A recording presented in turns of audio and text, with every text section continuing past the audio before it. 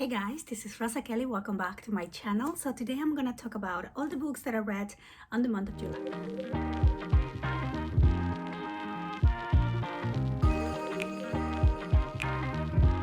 Hi guys, welcome back to my channel. So today we're going to talk about all the books that I read on the month of July. So as you know, I was following the Summer Wind readathon. So I read a lot of scary thrillers, scary books, and it was just so much fun. So I do have vlogs for all of that. So I will link them down below if you want to hear more in detail, like my commentary of the books without any spoilers.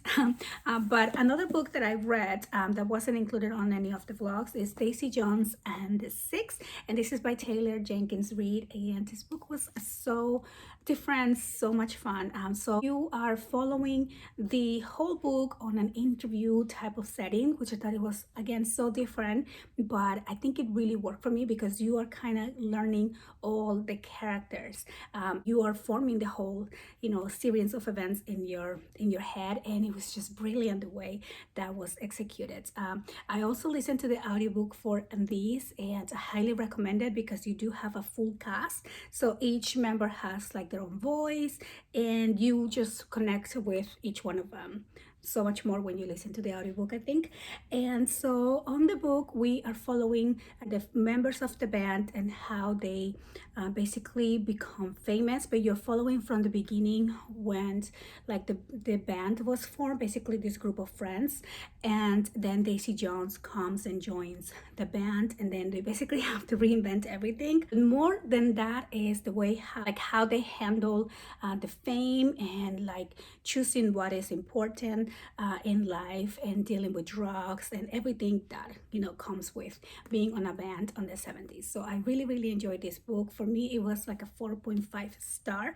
I connected with the characters so much, and yeah, so highly recommend this one. The next book that I read is Children on the Hill by Jennifer McMahon, and so this book was inspired by Mary Shelley's Frankenstein and the creation of monsters. And so we are following a lady who lives on a hill, very secluded, and she is this psychiatrist, doctor, very important doctor back in the day.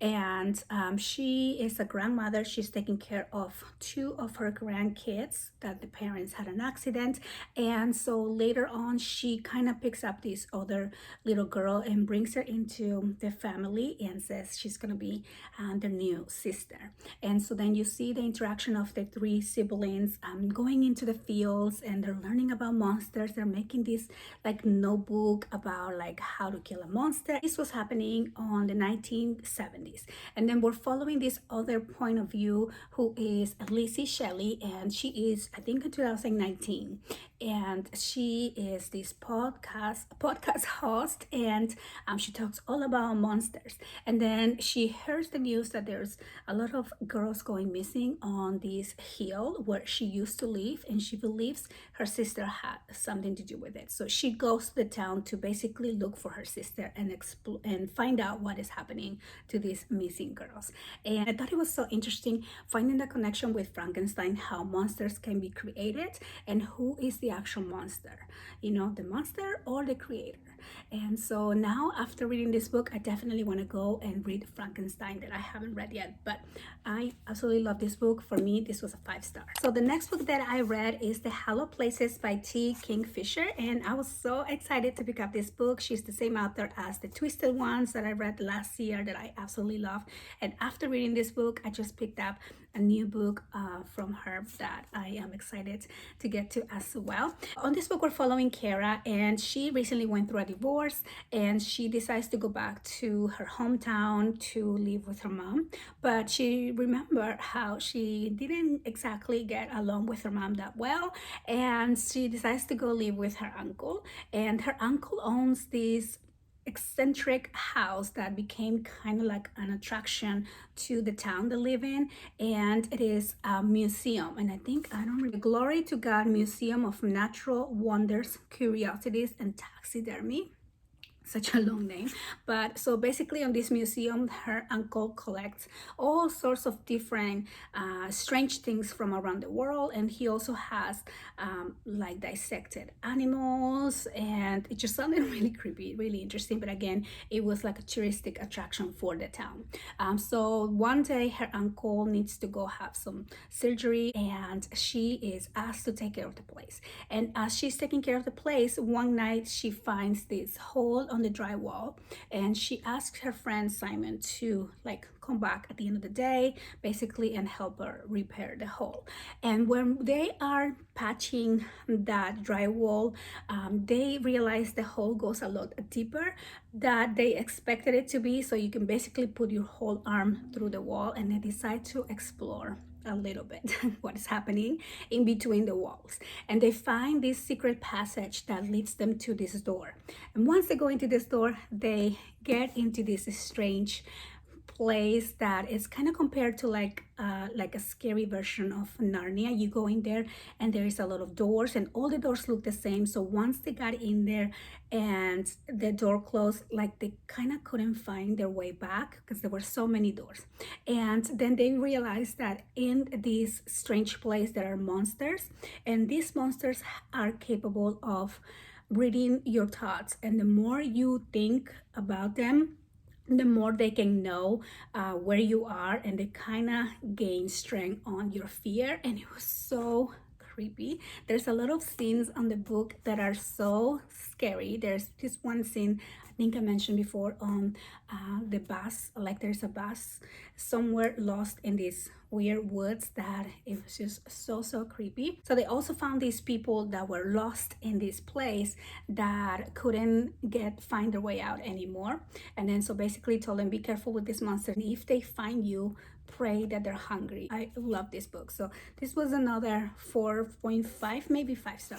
The next book that I read is Sleepless by Romy Hassman. And so this book was translated from the German, which I realized after, and it was excellent. I loved it, and I definitely want to read more from this author as well. So on this book, we're following two different points of view. One is a series of letters that they were never sent, and then so you are reading those letters as you go along, and they're kind of telling a story, but you don't know whose these letters are coming from until basically the end, which was shocking for me because I was always thinking something else. And then you're also following a timeline. So the other point of view is this timeline of events and kind of like a countdown from like so many years earlier. And so we are following two friends, Nadia and Laura. And Nadia was recently released from prison for something she was convicted for when she was 15. And then once she is released from prison, she meets her friend Laura, and she's basically the only person that she connects to. And then one day Laura tells her that she had accidentally killed someone and she didn't know what to do. And so Nadia wanted to help her. She didn't want her to basically go through the same struggles that she did going to prison, and she decided to help her. And so they go into this cabin in the woods to basically bury the body there. And once they get there, they find that there was somebody in that house, and then everything starts happening. You find out who this person is, and basically Nadia has to confront everything that she has gone through from her past to kind of rise ahead on the situation. I mean, I don't even know how to explain it, but I think all the events that have been building up really come to play at the end of the book. Like the last 20% of the book was really like a marathon of discoveries, and I loved it. I highly recommend this book. For me, it was another 5-star. And then I read Razorblade Tears by S.A. Cosby, and so another thriller. This kind of it didn't feel too much as a thriller like the other books did to me, but it was really interesting, and I really like all the different talk about racial injustice on this book and discrimination for being gay and all of that. So a lot of different aspects that I love that the author touched, and they really do make you think, and I really enjoyed that part of the book. We are following two guys who were basically looking for revenge after their sons were killed, and their sons were gay, and their sons were a couple. And so one of the fathers was recently released for prison, and you also learn what happened and why was he in prison, and was that even fair for him to be in prison for that long for what he did. And then you're learning about the other father who was basically not accepting of his son being gay. So there's a lot of regret that this book touches, that I thought it was really, really good. Now, the way that the story was told, it was kind of like watching like a Western movie. So I don't know if I quite enjoy that. And some of the things that they do to find revenge was really gruesome and really detailed. And so sometimes like you just like flinch a little bit because of the detail on how they're describing what they're doing to these people, because at the end of the day they want to find out what happens to their son, but because no one's helping, they are taking matters into their own hands. And so overall I thought this book was really good, and I gave this book a 4-star. The last book that I read this month is The House Across the Lake by Riley Sager, which was one of my anticipated releases. I absolutely love Riley Sager after reading Lock Every Door. I mean, Lock Every Door is the book that got me into reading more thrillers, and also Home Before Dark was another excellent book by Riley Sager. And overall I enjoy all of his books. This one was no exception. I enjoyed the book. There are some aspects on this book that I don't feel like they kind of felt very natural. It felt a little forced, like the supernatural part of events, like the paranormal, was to me maybe a little bit hard to believe. This book, we're following Casey Fletcher, and she is a movie star. She's really high up there in Hollywood. Her whole family were made of actors and producers and directors, and so she's really famous. And then she becomes a widow. Her husband passes away. He dies of an accident, and she decides to start drinking, and so she's all over the tabloids. And her mom decides to tell her, or she forces her to go into this house that they have on a lake in Vermont. And so when she's there, she is again heavily drinking, and she decides to spy on her neighbors. And so her neighbors across the lake. And number one, I have to say, I really love the setting of this book. Like, I love the whole lake description, the vibes, the houses around the lake. I mean, you definitely transport yourself into this whole like vacation mystery spooky vibes, and I really love that about the book.